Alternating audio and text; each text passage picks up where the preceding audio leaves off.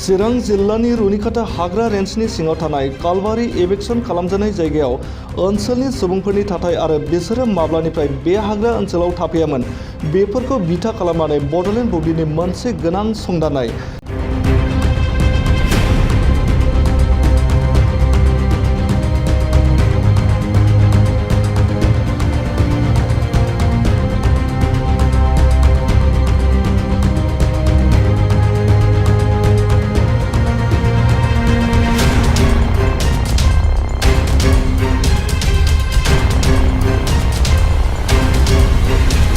नंगौ, आसाम सरकारजों न'बांफोरखौ होस्रांजानाय जायगायाव दिनै बड'लेण्ड बुब्लिया सहैदों।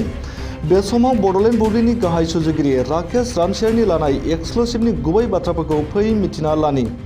नोंगौ, नोंथांमोना मोनथिगौ जे 30 जानुवारि 2023 इं मायथाइयाव चिरां जिल्लानि बेन्दोङाव थानाय रुनिकाटा रेन्जनि बेन्दोङाव नैबे कालबारि जे ओनसोलफोर थामहिनबा बे जायगाखौ सोरखारा आयेन बेरेखा थानायखौ नुनानै बे जायगाखौ होखारनाय जादों आरो बेखौ लानानै रायजो राजानि गेजेराव मोनसे सोंलु जादों जे बे जायगानि सुबुंफोरखौ ट्राइबेल सुबुंफोरखौ मा जाहोनाव होखारनो हाखौ बेफोरबायदि गोबां सोंलु जाखांदोंमोन आरो बेखौ लानानैनो नैबे समाव आङो सान्तिपुर हालामनि अदालगुरि गामि बे अदालगुरियाव गामियाव दंफैयो आरो बिथांमोननिफ्राय मोनथिनो नाजागोन जे कालबारि ओनसोलाव बे रायजो राजाफोरा जाय बिथांमोनखौ होखारसारदोंमोन बा होखारदोंमोन सरकारा इफेक्शन खालामदोंमोन बे इफेक्शन खालामनाय जे गामिफोरा बा बै जायगानि सुबुंफोरा माब्लानिफ्राय बे जायगायाव थादोंमोन बेखौ मोनथिनो थाखाय बड'लेण्ड बुब्लिया नैबे समाव दंफैयो सान्तिपुर हालामनि अदालगुरि गामि आरो अदालगुरि गामिनि गावबुरा बिथांमोननिफ्राय मोनथिना लागोन जे बिथांमोना माब्लानिफ्राय दङ। नोंगौ, नोंथांमोना मोनथिगौ जे आयेन बेरेखायै थानाय जे जायगाफोर जोंनियाव बिटिसि हालामाव थामहिनबा बिटिआर हालामाव सम्पद होननानै बुङोब्ला नैबे हाग्रा ओनसोल आरो बेखौ लानानैनो बिटिसि हालामनि जे रायजो राजाफोरा मुंदांखा। दा बे समाव आङो बिथांमोना माब्लानिफ्राय थादोंमोन आरो माब्ला समनिफ्राय बे जाय ओनसोलाव थानानै बिथांमोना रायजो जादोंमोन नुसुंसेनि गामि नैबे सान्तिपुर हालामनि अदालगुरि गामिनि रायजो राजा बिथांमोनजों जों सावरायनो थाखाय नैबे समाव दंफैयो। नैबे समाव आं मोनथिनो लुबैगोन जे सान्तिपुर हालामनि नोंथाङा सासे नैबे अदालगुरि गामिनि गावबुरा, दा बे हिसाबाव जों नुनो मोनदों बेवहाय 30 जानुवारि 2023 इं मायथाइयाव इफेक्शन खालामनाय जादों कालबारि ओनसोलखौ। दा नोंथाङा जिहेथु गावबुरा माब्लानिफ्राय बिथांमोना थादोंमोन? थानाया आं नैबे 1 नम्बर गामिनि गावबुरा आरो जोङो बेवहाय गामि दरब्रै दङ।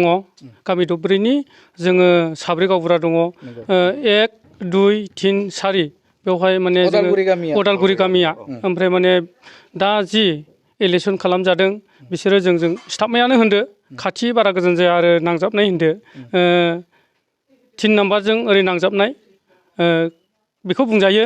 ओमफ्राय दा जोङो नुनाया माने बिसोरो माने सिगांहाय हरै खोलाजोंहाय माने थाग्रोदोंमोन। ओमफ्राय बिसोरो माने 2016 थादों होनदो, 2016 थादों। ओमफ्राय बिनिफ्राय माने बिसोरो बोनो दङ आरो थादों आरो आंनि मिथिनायखौ आं बुंदों। ओमफ्राय बिसोरो बोनो थादों, ओमफ्राय थानानैहाय बिसोरो बोनो रायजो जादों। ओमफ्राय माने बिसोरो दा मा होनो बिदिखौ माने नैबे जि 2023 30 थारिख जानुवारियाव बिसोरखौ बे 2 नं कालबारिखौ होस्रांनाय जादों। दा बेहाय नोंथांमोननि नोजोराव जिहेथु नोंथांमोना साखाथियावनो थानाय बिथांमोननि थानाय बानायफोरखौ नोंथांमोना मोजाङैनो मिथिगौ, दा नोंथांमोना नुनो मोनो।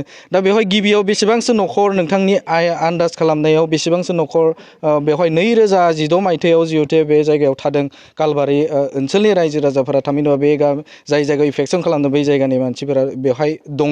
दा बे हिसाबै बे कालबारिनि ओनसोलनियाव गिबियाव बेसेबांसो नोंथांनि अनुमान बायदिब्ला बेसेबांसो न'खर बेवहाय जाफैदोंमोन? बेवहाय माने ओरैनो एसे एनै माने आं बांद्रायबो थांनायबो जाया आरो बेवहाय हाबदों होननानै मिथियो। आंथ' खामानि मावनानैबो जाग्रा मानसि, ओमफ्राय बांद्रायबो बेरायनाय जाया। बेनिखायनो बेवहाय मथा मथि ओरैनो 100 घरसो दंमोन खोमा फार्स्टआवहाय गिबियाव। दा बेहाय 100 घरसो बेवहाय न'थि लुदोंमोन बा थामहिनबा बिथांमोना गुबुन गुबुन जायगानिफ्राय फैनानै बेवहाय थाफैदोंमोन आरो लोगोसेनो नोंथांनिफ्राय आं मोनथिनो लुबैगोन जे बै जायगायाव जाखिनि रायजो राजाफोरा बे जायगायाव थानो हमदों 2016 मायथाइनिफ्राय दिनैसिम थामहिनबा दा नोजोर होयोबा इफेक्सन खालामनायसिम बेसेबांसो न'खर नोंथांमोननि अनुमानाव बारायनायखौ नुनो मोनदों? आइदियावहाय दा आं 7था गामि जाबाय होननानै खोनायो। ओमफ्राय बै अबेबा गामिया एसे गेदेर गोरलैबो थायो जेरैहाय जोंनि फुरानाफ्रा आंनि गामियावहाय 68 जन दङ। 68 जन। सोरनावबा गामियावहाय बिदिनो 65 जन दङ। नैबेफोरबायदि माने 7था गामियाव ओरैनो हमनानै लादो बेवहाय माने 50सो 40सो हमब्लाबो 7था गामियाव बेसेबां जायो बेफोरबायदि जायो। माने नोंथांनि बायदिब्ला अरनबारिखौ सिफायनानै जाय हाग्रा ओनसोल बे हाग्रा ओनसोलखौ सिफायनानै बिथांमोना गिबियाव एसे खममोन आरो बारायबावनायखौ नुनो मोनदों। बारायनायथ' बारायखादोंआनोखा 2016आव माखासे दंखायोमोन ओमफ्राय दा एसे बारायबावनाय नुदों आरो आंनि बुंनाया बेनो। नंगौ बे समाव बिथाङा फोरमायदों जे हाग्रा ओनसोल थामहिनबा जोंनि सम्पद अरनबारि बे अरनबारिखौ फोजोबस्रांनानै बिथांमोना बे जायगायाव थानायखौ नुनो मोनदों होननानै बिथाङा फोरमायदों आरो नैबे समाव आं मोनथिनो लुबैगोन जे बे गामिनि अदालगुरि गामिनि सान्तिपुर हालामनि अदालगुरि गामिनिनो नैबे समाव गावबुरा दङ 3 नंनि गावबुरा बिथां आं बिथांनिफ्राय मोनथिनो लुबैगोन जे बेहाय गोबां जिहेथु रायजोफोर थामहिनबा बेखौ इफेक्सन खालामबाय बेहाय जाखिनि बेहाय रायजो राजाफोर दङ थामहिनबा बेहाय बे जायगायाव नबथि खालामना बिथांमोना दङ हाग्रा ओनसोलखौ नोंथांनि नोजोराव हाग्रा ओनसोलखौ बिथांमोना बा सिफायनायखौ माबायदि नुदों? जोंनि नुनायावलाय माने गाज्रि नुदों। दा बेहाय ओरैनो नोंथांमोननियाव सिगाङाव जे नोजोर होयोब्ला बै अरनबारिखौ सिफायनाया बेसेबांसो जादोंमोन? आवगोलावथ' माने खममोन ओमफ्राय दा माने ओरैनो फैदेरनानै एसे बारा जाबाय आरो।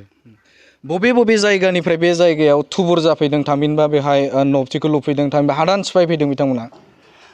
जोंनि मिथिनायावथ' ओरैहाय दिखियाजुलि अदालगुरि माजबाद ओमफ्राय बिदिनो माखासे मानसिफ्रा लकेल साइडनिफ्रायबो दं आरो।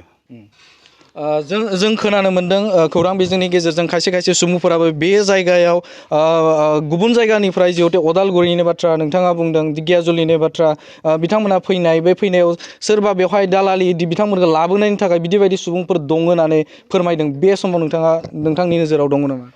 दालाल दुलालखौथ' जों जेबो मिथिया जों बुंनोबो हानाय नङा बिनि सायाव। दा बेहाय जाखिनि बेहाय रायजो जाबाय थादों जाखिनि बेहाय इफेक्सन खालामनाय दा जाबाय दा बे एरिया हिसाबै बेसेबांसो बेवहाय न'खर बा थामहिनबा बे जायगायाव एरिया बेसेबांसोमोन? एभिक्सन खालामजानाय जायगाखौथ' माने आं एक्जाक्टलि नायै हिसाबै आं कारेक्ट बुंनो हानाय नङा माने आं बेयाव थांनायबो जाया ओंखायनो बे आंखौ एक्जाक्ट होनो हानाय नङा आरो अनजिमाखौहाय। आरो निउस पर्टेलावथ' जों नुदों जेनेबा 300 घर ओमफ्राय दा माने बेखौ आं एक्जेक्टलि 8 घर होननानै बुंनो हानाय नङा आरो बिनि सायाव।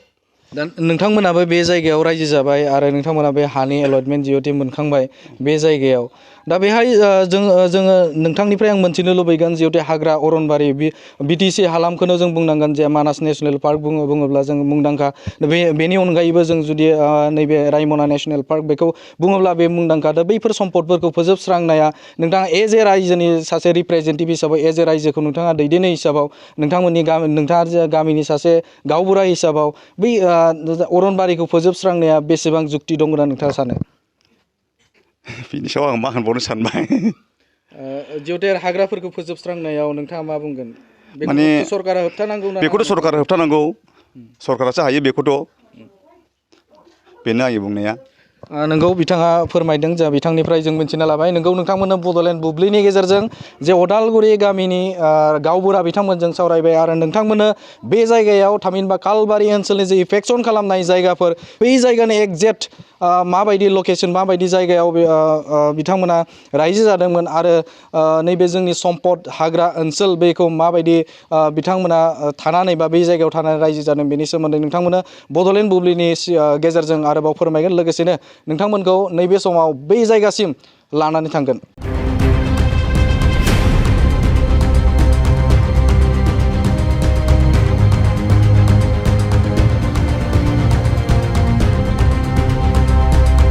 नंगौ नोंथांमोननो बड'लेण्ड बुब्लिनि गेजेरजों जे नैबे समाव जाय जायगासिम जों सहैनो बा थांखिसिम जाय जायगायाव इफेक्सन खालामदों बै इफेक्सन खालामजानो थांजासिम बा बै जायगा सहैसिम नैबे समाव मोनसे बाउन्डारि सोरखारनिफ्राय बा नैबे फरेस्ट डिपार्टमेन्टनिफ्राय मोनसे बाउन्डारि खालामना दोनदों आरो बे बाउन्डारियाव हाखर जावना होदों बेनिफ्राय होजोंहाय होजों साइडआव थामहिनबा साहा साइडखौ बे जायगानिफ्रायनो सुबुं थानो मोना बा बे जायगानि सिमा महरै बेखौ खालामनाय जादों आरो लोगोसेनो नोंथांमोननो बायदि बेहाय दिन्थिनो थाखाय नैबे समाव आङो दंफैयो नोंथांमोना नुनो मोनदों हाग्रानि जे सम्पद बे सम्पदखौ बेफोरबायदिनो बेखौ नुनो मोनदों नोंथांमोना बेहाय हाग्रानि जे बेसेन गोसा सम्पद बे बेसेन गोसा सम्पदखौ माखासे दुथांफोरा माखासे सुबुंफोरा बेखौ हाफायनानै दोनदों आरो जों खौरां मोननाय बायदिब्ला बेखौ फरेस्ट डिपार्टमेन्टनिफ्राय बेखौ हमनानै बेवहाय दोनदों होननानै जों खौरां मोनदों आरो बेनो नैबे जोंनि सम्पदखौ नैबे जोंनि सम्पद जे हाग्रा ओनसोलनि जिखिनि सम्पदफोर दं बै सम्पदखौ बे रोखोमैनो बिथांमोना धंस खालामनायखौ नुनो मोनदों बे समाव नोंथांमोना नुनो मोनदों बेवहाय बेसेबांबा गिदिर बे दंफांखौ बिथांमोना धंस खालामदों आरो नोंथांमोना नुनो मोनदों बे जायगायाव गोबां हाग्रा बंग्रानि जिखिनि दंफांफोर दं बै दंफांफोरखौ बेवहाय सिफायनायखौ नुनो मोनदों बेवहाय दानफायनायखौ नुनो मोनदों बे समाव नोंथांमोननो बड'लेण्ड बुब्लिनि गेजेरजों एक्सक्लुसिभ नोंथांमोननि सिगाङाव दिन्थिबाय थादों जाय जायगायाव नोंथांमोनखौ लांगोन थामहिनबा जाय जायगायाव इफेक्सन खालामदों बे इफेक्सन खालामनाया नैबे फरेस्ट डिपार्टमेन्ट थामहिनबा जाखिनि बेवहाय फरेस्ट डिपार्टमेन्ट दं बे डिपार्टमेन्टआ बे जायगाखौ हजोंहाय बेनो सिमा होननानै बिथांमोना फोसावदों नोंथांमोना नुनो मोनदों बेवहाय बेखौ बे रोखोमै दंफांखौ जोंनि सम्पद बे सम्पदखौ फोजोबस्रांदों आरो लोगोसेनो नुनो मोनदों बेवहाय लांदां जोंनि सम्पदफोर बे सम्पदखौ लांदां खालामनायखौ नोंथांमोना नुनो मोनदों बे समाव नोंथांमोननो माखासे जायगाफोरखौ जाय इफेक्सन खालामनाय जायगा बे जायगायाव नोंथांमोना थांनानै बेनि जायगानि थासारि बेखौ नोंथांमोननि सिगाङाव दिन्थिगोन नैबे समाव नोंथांमोननो नैबे नुथायफोरखौ नोंथांमोननि सिगाङाव दिन्थिबाय।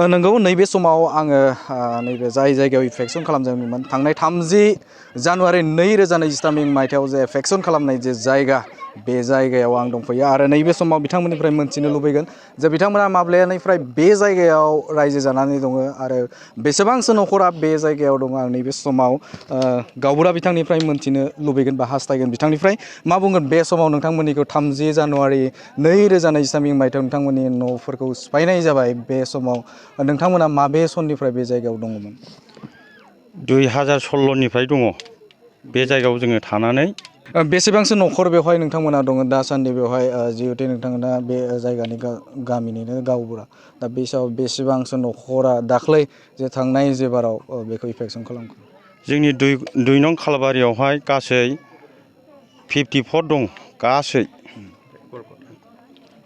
बेसेबांसोखौ बेहाय इफेक्सन खालामनाय जाखो माबे जायगानिफ्राय बे जायगायाव दंफैयो जिहेतु गोबां नोंथांमोना बेहाय न' खालामफैबाय बेहाय बबे जायगानिफ्राय फैनानै नोंथांमोना थुबिल जादों जोंनाव गोबां जायगानिफ्राय दङ माजबाद नागालेण्ड अरुणाचल दिखियाजुलि बे जायगायाव जुनाय गोबां कार्बि आलं गोबां जायगानि दङ आरोखि भाई दैजों खुरखालांजानाय मानसिफोर हा गैजायै मानसिफोर गोबाङानो दङ जोंनाव। भारत सरकारा जे रनसायनाय फरेस्ट डिलार एक्ट 2006 मायथाइनि बायदिब्ला जे ट्राइबेलनि अनगा गुबुनफोरा 75 इयार्स मोनसे जायगायाव थायोब्ला बिथांमोना हानि मोन्थाय मोनो। एज ए ट्राइबेल हिसाबाव जोंहाबो मोन्थाय दं। दा मोन्थाय हिसाबाव 25 बोसोर जायोब्लासो मोनसे जायगायाव थामहिनबा नैबे एरियायाव फरेस्ट एरियाफोराव थानायनि मोन्थायखौ मोनो। दा बे हिसाबाव नोंथांमोना 2016 मायथाइयाव बे जायगायाव फैदों। दा बे समाव मा बुंगोन सरकारखौ?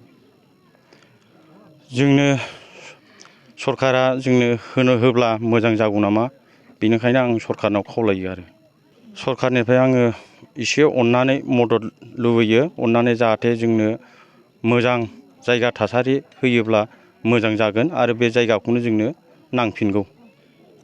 नंगौ, बिथाङानो जादोंमोन नैबे खालबारिनि गावबुरा। बिथांनिफ्राय जोङो रोखायै मिन्थिना लाबाय जे बिथांमोना बे जायगायाव 2016 मायथाइनिफ्राय बे जायगायाव थानानै बिथांमोना रायजो जागासिनो आरो बेवहाय बिथांमोना रायजो जानानै बेहाय थांनाय 30 जानुवारि 2023 मायथाइयाव बिथांमोननि न'फोरखौ डिपार्टमेन्टनिफ्राय सोरखारनिफ्राय आसाम सोरखारनिफ्राय बेखौ बिथांमोनखौ होखारनाय जादों। आरो नैबे समाव खायसे बे गामिनिनो रायजो राजाफोरनिफ्राय आं मोन्थिनो लुबैबावगोन बिथांमोननिफ्राय मा बुंगोन। बे समाव आं बिथांमोननिफ्राय लुबैगोन मिथिनो। आं मोन्थिनो लुबैगोन दा बेहाय जिहेथु नोंथांमोना माबोरै मोन्थिनानै नैबे जायगायाव हा दं बा 2016 मायथाइयाव नोंथांमोना बे जायगायाव थाफैदों। दा बेहाय थाफैदोंब्ला नोंथांमोना बोरैहाय मिथिनाय जे बे जायगायाव हा दं बा खालबारि जायगायाव हा दं होननानै बोरै मिथिनाय?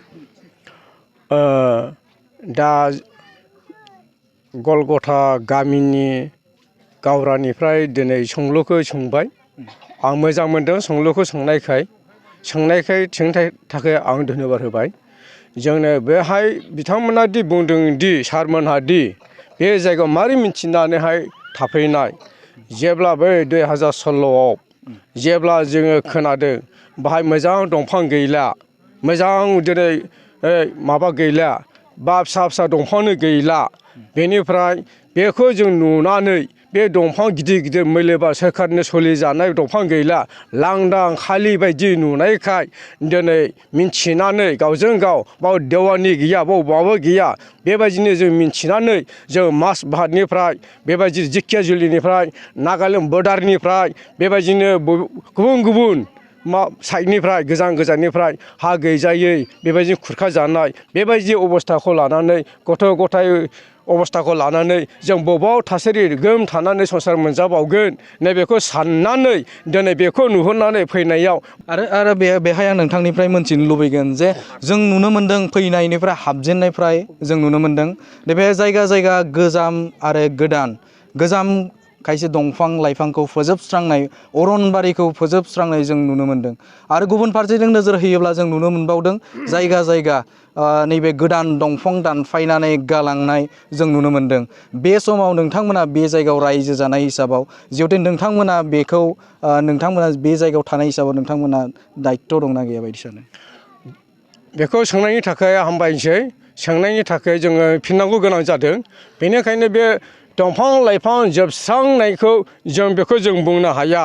जों गुबुन गुबुन जायगानिफ्राय हयथ' बिसोर फैखोमा जों खोनायो हरमायनि जोङो दंफां गोग्लैनाय खोनायो। बेनिफ्राय बे लामायाव जिदि सारमोनादि सोंदों दिनै दंफां नुबोनाय बा बाथाम नुबोनाय जों बेखौ जों मिथिया हरनि समाव सोर लाङो। नोंथांमोना मा लुबैगोन बे समाव? जोङो बे हाखौनो लुबैगोन गथ' गथाय थांनो थाखाय। गासै बेसेबां न'खर दं बेहाय? जोंनि न'खरा दा गलगथायाव 35 दङ। बेनिफ्राय 125 घर दङ गासै।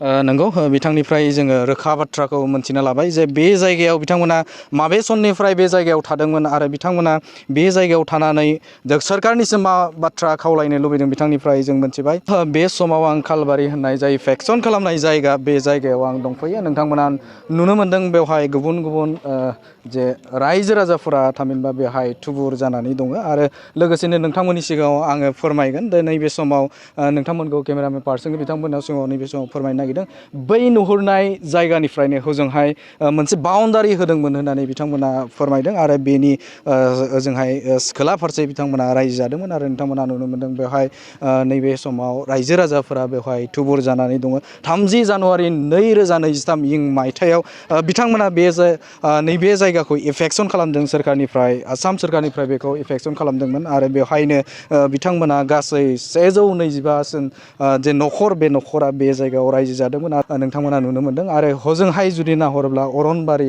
थामहिनबा हजोंहाय अरनबारि बेखौबो नुनो मोन्दों आरो जायगा जायगा नोंथांमोना नुनो मोन्दों बेवहाय दंफां दंफांनि जे गुदि बेखौबो नोंथांमोना नुनो मोन्दों बिथांमोना थुबुर जादों नैबे समाव बड'लेण्ड बुब्लिनि गेजेरजों नोंथांमोननि सिगाङाव एक्सक्लुसिभ लाइभ नोंथांमोननि सिगाङाव दिन्थिबाय।